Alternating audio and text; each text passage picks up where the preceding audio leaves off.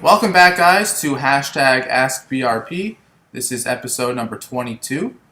The last few videos I've done were product reviews, so this week I'll switch it up a little bit and answer a question.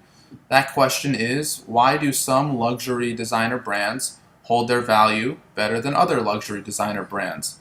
And subsequently, which brands hold their value the best? For example, it's common to hear someone say, a Rolex is as good as cash, or buying a Rolex isn't buying a watch, you're really investing in an asset. Why is that?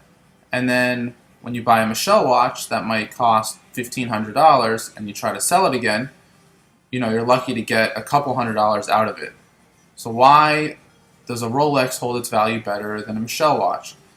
To me, the answer is pretty simple, but before I get into the answer, let's talk about what I mean by a luxury brand.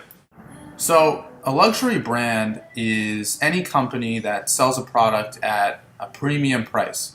For example, the average watch doesn't cost more than $100, but an Audemars Piguet can cost $20,000 or more. A $50 handbag is about normal to buy for everyday wear, but a classic Chanel flap can cost you $6,000.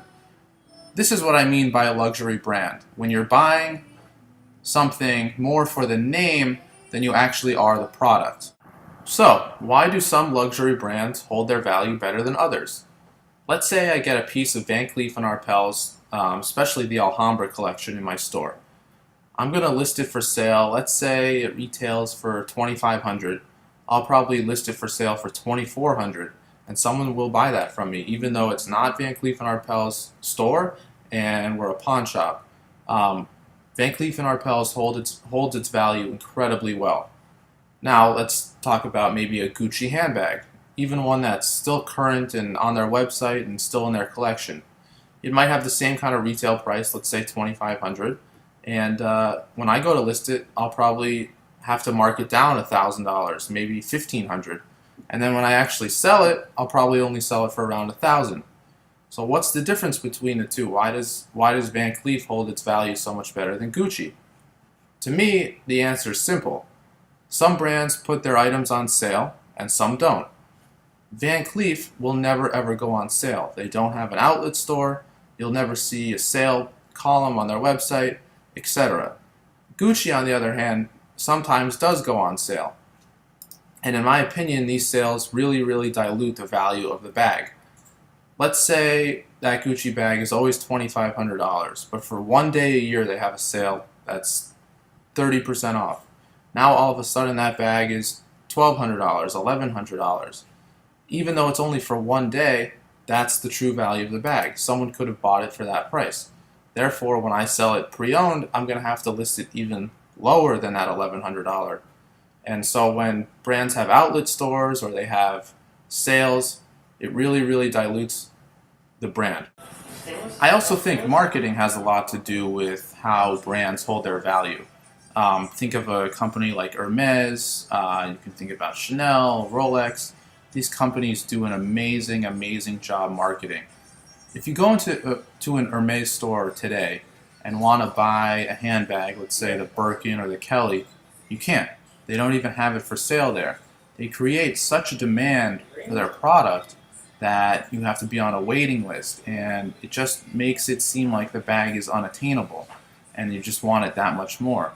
They're genius marketers, and I think this really has an effect on why bags will hold their value better or why other items will hold their value better. However, I still think it's the fact that they never discount, that you go into Louis Vuitton, they're not going to negotiate. You can't. A Louis Vuitton Speedy costs $970. That's the price. It will never be on sale. The only chance you have of getting it for less is buying it pre-owned. So in conclusion, the companies that hold their value the best, the luxury brand companies that hold their value better than others, are the ones that don't have sales, that don't have outlet stores. If you want to invest in a product that's never going to really drop in value and may even go up in value over time, make sure it's a company like Hermes, like Rolex, that doesn't have sales, doesn't have outlet stores, that protects its brand, with their pricing. So that's it again for hashtag AskBRP. Once again, this was episode number 22. Please remember to follow me on Instagram. You can see pictures of all the items we take in on a daily basis. Like us on Facebook, facebook.com/Boca Pawn Shop. And follow us behind the scenes on Snapchat. Our username is BRP Luxury. And that's it for this week, guys. We will see you next time.